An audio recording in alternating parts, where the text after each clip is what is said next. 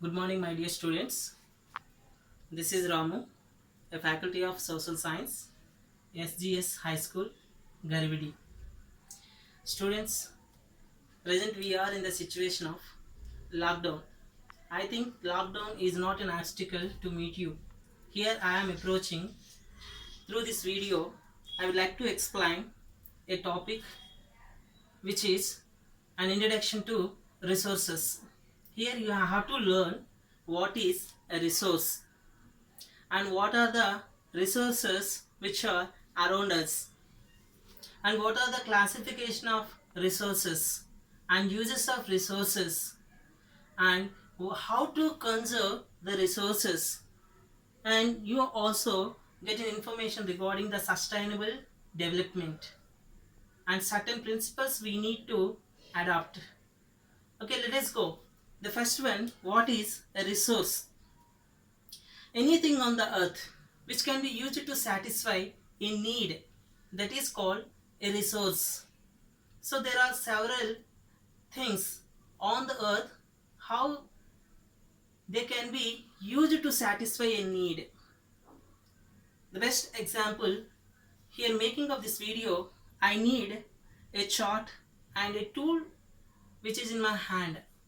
This tool and chart are the needs of mine to satisfy at this present situation. So this chart is a resource to me, and this tool in my hand is a resource to me. So by gaining the knowledge regarding the resources, how we have to utilize these resources in a proper manner. If we utilize the resources which are around us in a proper manner, we can develop ourselves, and also we will be made as a valuable products to the entire nation or a world. So again, a resource, what is? Anything that can be satisfied, a need of a human being, that is a resource. So resources are broadly classified into three categories. I will show you the chart closely to it later. These are three classification: natural resources, human made resources, and human resources. Again, each one classified into certain categories. Let us have the first one is natural resources. So natural resources, anything which can be obtained from the nature, and we can use those things for the best use of ours. Such are all called natural resources. Example: air, water, sunlight, and so on. Again, these natural resources are classified on the basis of the first one, development, and the second one, origin, and the third one, renewability, and the fourth one, distribution. So the natural resources which are classified on the basis of development, on the basis of origin, on the basis of renewability, and on the basis of distribution. Let us have each one in brief. And the second one, human made resources, and the third one, human resources. So all these are called the resources. Once look at the chart closely. Here, natural, human made or man made human resources. Natural resources, renewable and non-renewable. In the renewable, wind and water, these are renewable. I will explain it to you. Flora and fauna, these are all renewable. And non-renewable, again recyclable and non-recyclable. Recyclable are metal, gold, silver, etc. Non-recyclable, coal, petroleum, etc. So this is the chart which is regarding resources. If we use these resources in the way of a proper manner, we can be develop ourselves. Meanwhile, we can develop our surroundings. So by knowing all these the resources, you have to use the resources in the way of a proper manner. One best example I can tell you, if you are a girl child, your mother asks you to keep the room clean. So what you require to sweep the room? The requirement is called a need, that is a broomstick. When you get a broomstick, you can sweep the house cleanly. So the broomstick here is a resource and which can satisfy the need of you. Like there are several resources in a proper manner. If we utilize, definitely it will be helpful to the nature and society. So in these the three classification of the resources. Again, on the basis of a classification in the natural resource, the first one, let us see development. Here in the development there are two kinds of resources: actual resources, potential resources. Here in the actual resources, the quantity of the resources which is known, that is an actual resources, what we know, the quantity that is an actual. And potential resources, entire quantity may not be known. These are two, actual and potential. So actual resources, these are all known things to us, these are all discovered things to us. So that is what we know, that is an actual. And what we are trying to know, that is potential. The best example I can tell you, in the continent of Africa there are various kinds of waterfalls. By using of water we can make an electricity which is called hydroelectricity, but those are not being utilized right now. In future those can be used. Like there are several kinds of resources which are to be their potential when they are discarded. So on the basis of development we can classify actual resource and potential resources. And second one, origin. Biotic and abiotic. Biotic means living organisms on the earth. Here we can take certain examples of humans, plants and animals which are all having a life. And abiotic, non-living organisms. The non-living organisms, those are soil, rock and minerals. So those are abiotic organisms. And come to the renewability. Renewable, which is generally unlimited in stock on the earth. These resources can be generated again even though these are used. That is renewable resource. Sunlight is a renewable resource. Wind energy is a renewable resource. Water is a renewable resource which can be regenerated even they are used. And non-renewable, those are actually limited in stock. Non-renewable resources, those are not, those are limited in stock. So we have to utilize these resources particularly for the use of these resources for the development of our nation.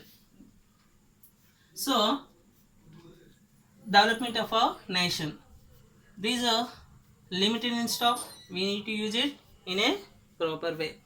And the distribution of resources are again two, ubiquitous and localized. Ubiquitous, this means found everywhere, that is air.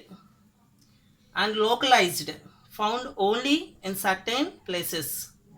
Best example, gold and copper. Here the air, it is the best example for ubiquitous natural resource, air, and localized. So gold, copper and some other minerals which are to be found not everywhere on the earth, only in certain places. Those are called localized. So what you have acquired regarding the natural resources, these are classified on the basis of its using. One thing is a development, second one is origin, third one is renewability, and the fourth one is distribution. Okay, is it clear? Next, human made resources. Human made resources, the mean of it, the humans which can put forth their efforts to make various kinds of tools or goods by using of resources. See, the natural substances become resources only when their original form has been changed. Here, human made resources, the original form of resources has been changed by the effort of human. So, those are all called the human made resources. Let us have some examples. You can have an idea. Buildings of various constructions, let us see. Those are all human made effort. Car, bus, train, and using of technology, there are so many inventions are to be found. All those are human made resources, dams, projects, etc. And human resources is the third one. It refers to number of, quantity and ability of the people that help in transferring the physical material into valuable resources. The physical material into valuable resources. So human resources, here the physical material which can turn into valuable resources. How it is? 130 crores of the population in India, 130 approximately nearly we are reaching 140 crores of population. So 140 crores of population are those showing their ability for the national development. Is it? Then it is a question mark. How many of them are helpful for the progress of a country? So that is human, that is we can say human resources with their use of knowledge, which can helpful for them a better human resources for the developing of a nation. Now we'll go how to, I think you have an idea regarding all these three. We'll go how to conserve resources. See, first one, by switching off fans and lights when not required, and by growing trees more than those being cut down, by not wasting water while bathing or washing. See, how to conserve resources. Conserve means what? Conserve means protect. Resources are to be around us which are not required much more, then we have to protect them. What we require, such resources are to be utilized, not much more it is. These are the examples which can be considered how to preserve, how to conserve the resources. Fans and lights are not required, please switch off them. And also the water, you have to preserve the water. You should not waste the water while bathing and washing. And also grow the plants more than those being cut down.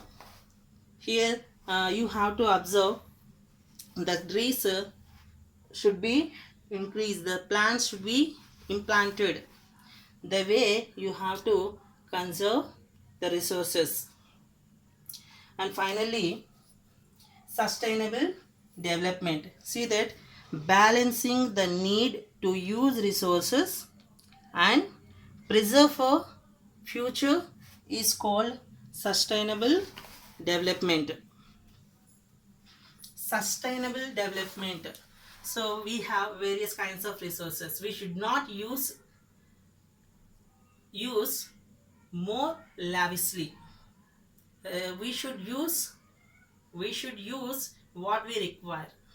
More than that, if you use, there is an imbalance of natural resources.